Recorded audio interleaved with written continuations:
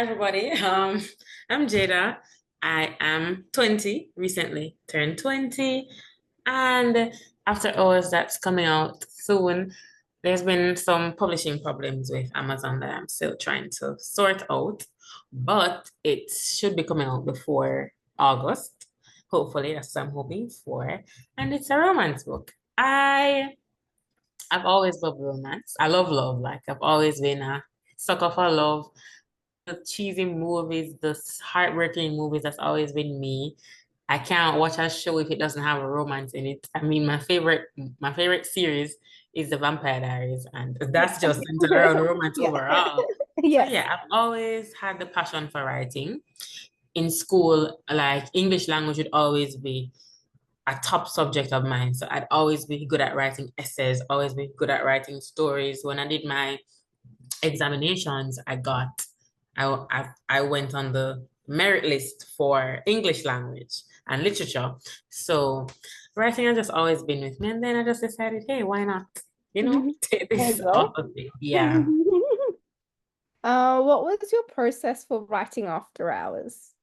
Okay, so After Hours, it was okay, so it started out as a Wattpad book, actually. It started out as a Wattpad book.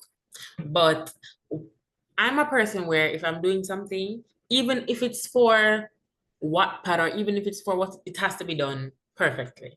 It has to be done the way how I've seen like other stuff do, like books with the table of contents and dedication and all of those stuff.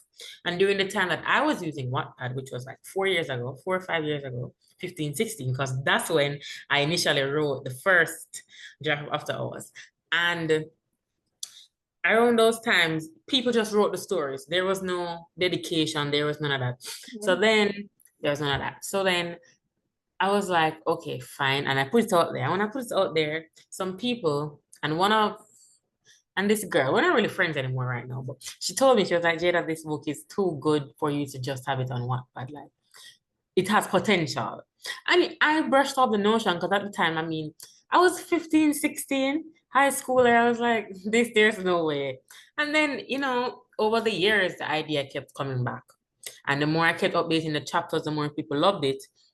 And then one day, my friend Hala, she looked at me and she said, Jada, you're going places with this book. You just need to take that jump. So 20, we're in 2024 right now. I would say 2022, the ending of 2022 now, I decided to pull the book from Wattpad and I put it in a Google Doc. No, I went on TikTok and I searched up like self-publishing stuff, and that's what I found out about KDP and Reads and all of that. And I put the book in Reads and I just started to edit and change what need to be changed because it was written amateurly. Like I am self-aware enough to know that it was that draft compared to what it is now was completely awful. And that's fine because and then, you know, it's been, the process has been so trying. Sometimes I just want to scream and be like, why did I choose this? But then to to see that it's something that I love and something that has, been in my thoughts for a while and kept coming back to me, I just felt, I don't know, it felt really good. Like the process was tedious because editing, you are never done editing ever. There's always something. And Always I've something. I've read this book like 10 times. And every time I read it, there's something I need to change. I'm like, what the hell? Then after, I got everything edited and stuff, I sent it to an editor. The first editor I sent it to, there were some problems with her. She completely, that's a story for another time. And then I got Catherine, and Catherine beautifully edited this version of the book. And I got a cover artist and interior formatter. The first cover, and it's so funny because through that whole process, I was new to everything. So I didn't really, the thing that I know now, I didn't know before. So I Yeah. mean, it would make the process easier going forward. But After Hours was it was such a rough process. But I mean, it pays off when you post and people are like, "Oh my gosh, I can't wait to read this." And Yeah. Yes. And it's like the re-uploading of it as well. Like I can't wait for everyone to actually read After Yeah. Hours because yeah, I loved it. So it's really good. Yeah. I can't wait for the rewrite. It's so different because a lot of people, when I say a rewrite, people think it's just like going through and changing a few chapters. No, I started from chapter one, straight back. I added chapters, I took out scenes, I fixed stuff that needed to be fixed. And it was something so like taking criticism on something I've worked so hard on is something that it's so hard for me. Yeah. So, when I got Catherine and Catherine looked at me and said, Jada, this book, this concept is perfect, but we need to work on the execution. And, I sat down for a day and I was like, oh my gosh, I'm rethinking this whole thing. And then she was like, no, everything, Rome wasn't built in a day. The book, and then when I sat down with it, and Emily, I kid you not, I sat down back home and I had the laptop open and I read through and I didn't move. I think I sat down from 9 a.m. and didn't move until 9 p.m. Only to pee, to use the bathroom myself. I didn't move. I went straight back to the entire book. So I'm excited for the rewrite because I feel like it's more me. I feel like it explores my characters more and the issues that I want to touch on more. It's different from going from like Wattpad, which is purely like fan fiction or just like Yeah, updating it weekly or however yeah, often you do it to like actually publishing it and you yeah, have no one holding back their criticisms at the moment yeah, when it yeah. goes on to Because Amazon. even if it's terribly written on Wattpad, they're going to tell that it's the best. They're going to Yeah. tell you it's the best thing that they've ever written. That you've ever written rather. So it's so different. And with Wattpad now, it's kind of like I don't. It's kind of like there's not much steps you have to take. You just know you make a Wattpad account, and whenever you decide to post a chapter, you post. If you want to post a chapter today and not post one until next week, that's fine. Yeah. That's fine. But with self-publishing, it's a lot different because you have to strategically plan out every single thing that you're doing. Mm. Which of your characters do you relate to the most and why? Okay. I'm going to split this into two. So, so for my female characters, okay, I relate the most to Azaria. And my FMC for book four, those two are the ones I relate to the most. I mean, you've read the first draft of book two. Yeah. I Abigail, I said the name. Anyways, Abigail, she is she's different, but I feel like in each character I write, I put a bit of myself, but Azaria is definitely 100% me. The things that she faces, the traumas that she has, the mental health that she the mental health issues that she faces, that's 100% me. And for the males, I would say I relate most to my FMC for book four and book three because I'm currently writing book three and it's destroying me. It's destroying me. Like I relate to Dylan, but I wrote Dylan based off somebody that was very dear to me. And so it was as people when my friends read it, they're like, Jada, Azara is you, Dylan is that person because and I'm like, yeah. Yeah. But it would definitely have to be Azaria and FMC for book four. MMC for book four, which I Oh, cannot say right now. I can't wait to read them though. Yes. Are there any books or authors that inspired you to become a writer? Sylvia Day. Sylvia Day. She wrote the Bear to You series and also Cat T. Manson. She wrote the Chasing Us, Chasing Up series. The Bear to You series was the first series that I read. And I started it. I devoured it. I loved it so much. And she I remember watching an interview of hers. It was like a Zoom interview, just like this Yeah. one, and she was talking, and she was like, the first time she sent that book to be traditionally published, they were like, oh, that idea isn't going to sell. And she told them that that is the idea that she wants. And if she doesn't get that idea out, and then, she said that there was so much competition. And she said that she initially left the publishing house and she did it by herself. And she said when she went and she self-published it. And her story moved me because it was kind of like, I think a lot of authors go through that where, you know, agents or people tell her, oh, the book is too long. And because her book, it's 5 different books, but it's one couple. So Yeah. 5 books Looks too across long. one couple. And I was so stressed out. But she's my biggest inspiration. She's my biggest inspiration. I love her. Before author account became the author account, it was a Bookstagram account. And every time I'd like post something about her book, she'd respond and she'd like them. And so I really, really love Sylvia Day. I feel like she's one of those authors that people don't really know of, but her books are perfectly written. I don't think I've ever read books that well written, like after her book. And another author that I really love and she inspired me, is Kat T. Manson. Her Chasing Love, Chasing Us series. And those are authors that you rarely hear of, but Yeah. trust me, she's there. And I don't think she's released a book in a while, but her writing style was one that got to me and said, Jada, this is perfection.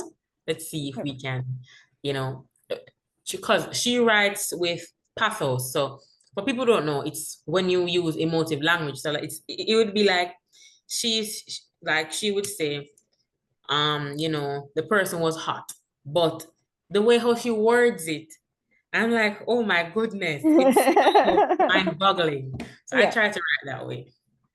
You can definitely see that inspiration in your books, which is really good to Mhm. see. How important was professional editing to your book's development? It is one of the most important things ever. Um, Guys, if you're out here, when you're watching this, authors, if you do not invest in anything for your book, invest in an editor, because as authors, we have blind eyes to what we write, which is why I tell everybody that before books come out for me, there has to be a process. I have to get my alpha readers, I have to get my beta readers, I have to get people to relook to look over every single thing, because and I tell them that editing is not just, oh, send it to an editor. No, there are steps you have to take before. Like for book one, I didn't really take these steps. I just jumped into it because I didn't really know. But now that I know, for book two, I have my alphas. Emily is an alpha. Then after that, I have to go through to make my personal edits, then to send it back to the alphas who will now be betas, then to fix whatever, then send it to the professional edit to the editor. So all of those branches of people really, you know, make the whole it's very important, because sometimes we have the best ideas, but they're not developed. We have stories that could be so perfect, but it's missing something. And we aren't going to critique ourselves and be like, oh, it's missing this. No, we're going to instantly say it's so good because I wrote it. Because we have a blind eye. And that's a very hard pill for some people to swallow. But I've been self-aware enough to know that sometimes I write and I would be like Emily can tell you, sometimes I'm writing and I write a paragraph, then I write the paragraph again. And then I'm like, why the hell did I write this twice? You have to get editors and it's better to get it before than after, because you don't want, when it's crunch time, you're rushing to get edit. And editing is something that takes a while. Like for book two, the span of editing, it started, let me say, June, and it's going straight back to February next year, because of it has to go through alphas, it has to go through betas, I have to go through it has to go to the editor, to me, back to the editor, then to the formatter. So it's very important. And I don't think a lot of people realize that. And like, because I go to conventions and everything, and some of the questions that are asked, when's the next book coming out? Like, you've just finished it, it's coming out next year, so you got to be writing the next book already. And it's like, no, they're doing the editing up until just before the book's being released as well. So yeah, And question. that's a thing that people don't understand. Like, I get scared when I see authors release books like you drop a book June, then you drop another one like August. It's kind of scary to me because I'm like, what? Because okay, for me, writing the book isn't the hard part because it's so easy to put words on a page. It's to develop and get all of that smoothed out. So editing is really important. And for readers, they they think of it this way, like they read the book, they love it. They automatically say, yes, this is an author that I love. So then the next step for them is like, when is the next book coming out? But then they don't really look at it and say, okay, they have to plot. It takes a lot of work. It takes a lot of work. Make it easier on authors if the readers to go, there's a bit of work that goes into Yeah, this. there's a lot of work, especially if Patience. you are indie and not traditionally published. It's the workload is something else. You take it all on, not just having other people do it for you, which Yeah. which is why some authors want to go traditionally published first Mhm. from self-publishing too. Uh-huh. Uh, who has been your biggest supporter of your writing? My biggest supporter. I would say myself, but I don't think I can say that. So I'd probably say probably Regina. She, my sister slash best friend. Um, she's been there from the beginning. Sometimes she pisses me off, but I mean, she's been there from the beginning. Like every single idea I have said to her, and she's like, okay, yes, hit or miss, whatever. What's up. And also my mom and my grandma. They don't really know about what I write about because they will never, never read these books. I'd probably die before they read those books. But when I told them about it, they're like, this is something that you want to do it. As long as it doesn't interfere with your studies, do what makes you happy. And they'll check in on it from time to time. So Gina and my mom and my grandma are really huge support systems for me throughout the entire process. It's really good that you've got your family around you to help you get through Yeah. it and I sort of didn't encourage you want to think. initially I didn't want them to know. But what happened was I got my proof copy and my mom came home and I put on the chair and she saw it and she was like, wait, when are you going to say something? I'm like, girl, it's not a big deal. And then single day after that, she's like, Jada, when am I gonna read it? I'm like, mommy, you're never going to read it. No, sometimes you don't want them to Yeah, she bridge doesn't that need to see gap. all of that. Yeah, she doesn't need to see all Um, of that. what is the most valuable piece of advice you've been given about your writing? The most valuable piece of advice. Oh, sorry. Most valuable piece of advice. From Catherine. Not everybody's going to like your story, and that's fine. That's the most, and I think that is something that needs to be talked about. Because I went into this author thing with everything I write, I take it two ways. So for example, I write a I write a spice chapter. I know that there's some people that live for these chapters. Like that's the only reason why they read the book because they want to read the spice. Then I know on the other hand, you have people that it's plot over everything. Yep. So everything I write, I look on it both sides. But yeah, it would definitely have to be that not everybody's going to write this. Not everybody's going to like your books, and that's fine because in my case, I don't want to say my books aren't for everybody, but they aren't for everybody because a lot of times when as a reader, when you read something and you can't relate, it's hard for you to like it. Because if you read something and it's like you can't relate to anything that's going on. You're going to DNF it or you're not going to finish it, and that's fine. But what I tell readers who text me and are interested in the book, I tell them that these are the topics that are spoken about. If you know you cannot handle it, if you know you don't like it, leave it alone. Yeah. But it's definitely not everybody's gonna like your book, and that's fine. And Because and that's that's fine why because authors have the triggers starting to put the triggers in their book, saying, if this is going to, you're not going to like these topics, please do not read my book because you're not going to like it. yes, Or I'm because sorry to tell you I that you're not going to like it. I remember the first, and I talk about this. I think I talk about this every day, and I don't think I'm ever going to stop. When the version came out, there was this girl. She texted me. She's a beta reader. She's an alpha reader for me now. It's so funny.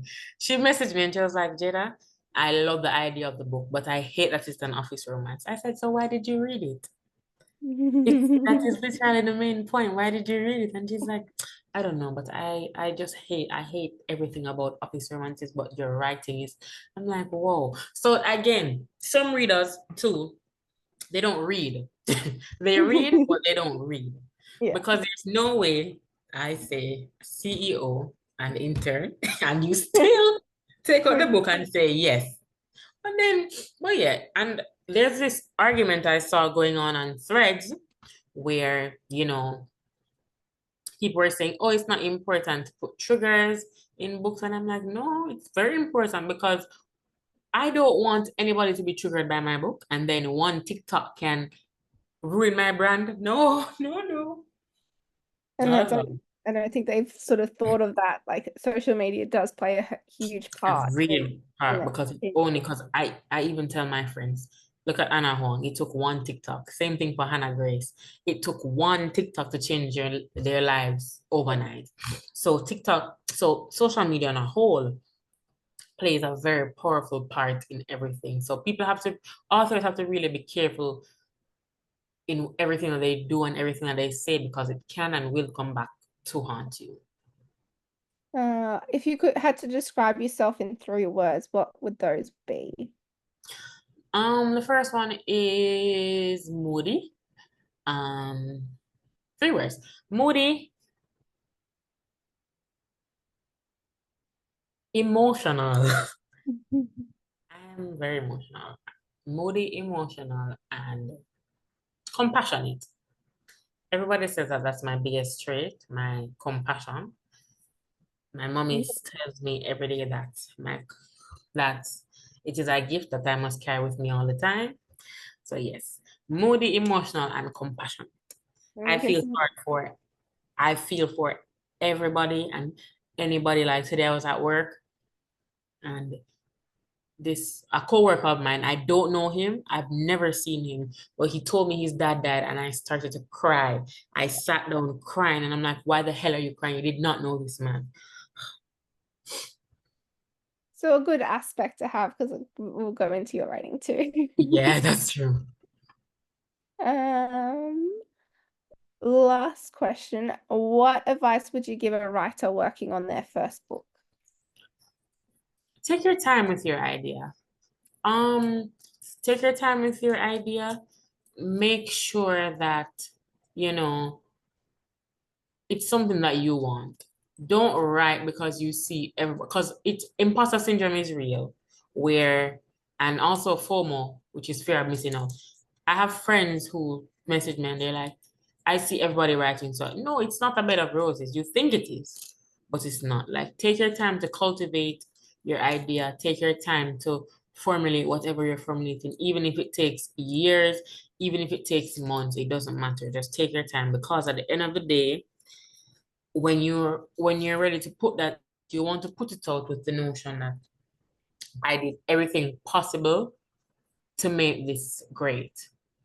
And because I did everything possible to make this great, you know, you reap the benefits of that. And I feel like that's something that needs to be talked about in the author community because a lot of times we just write books and put it out. Well, not where we write books and just put it out and don't think of the fact that the readers, even if it's on Kindle Unlimited, they're still spending money Yeah. because they have to pay their subscription, and when they read on the subscription, Amazon pays you back for the pages that you read. So all the time it's quality over quantity. I've always said that. So the first thing is that take your time, and the second thing would always be just quality over quantity. Do not see because you see, oh, I have 4 books planned out, mean that you should write 4 back-to-back books. No, because my 4 books are planned out, yes, but there's over the space of the next 3 years. So you have to make sure that everything is planned out how you want it, and write a story. The third thing and the final thing is write the story that you want to write. This trope culture isn't, I don't want to say it, I'm not gonna say I don't like it, but I don't really agree with it sometimes, because a lot of times people feel like, oh, it has to be an enemies to lovers. It has to be this, it has to be that. And a lot of times we need to look in the mirror and say we cannot write it. I told myself I would never write a slow burn because I don't know how to write a slow burn. I don't know. I feel everything. Yeah. I either feel everything or I feel nothing. There's no in between. And if I feel everything, I'm acting on every single thing. And I cannot write an enemies to lovers, because when I don't like somebody, there's no redemption for you. I'm dying on that hill. There's no redemption for you. So lots of times as authors, we have to look into it and say, not because enemies to lovers or forbidden love or whatever.